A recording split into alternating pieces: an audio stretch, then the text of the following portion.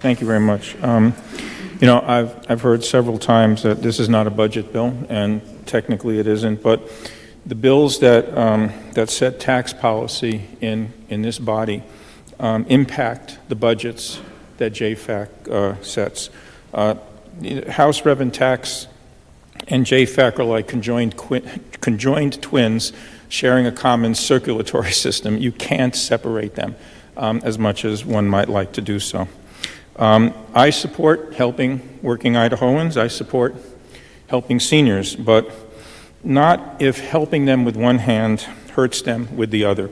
And my concern here is that while we give them a tax break with one hand, we are seeing, as was detailed a moment ago, the type of services that they count on.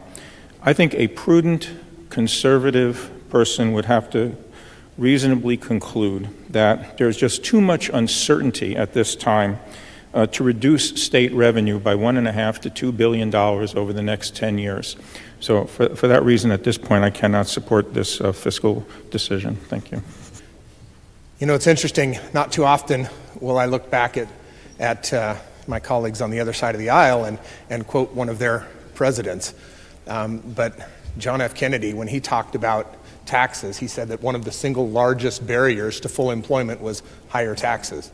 Thank you. One of the things my good friends on the other side of the aisle refer to President Reagan and the great things that he has done.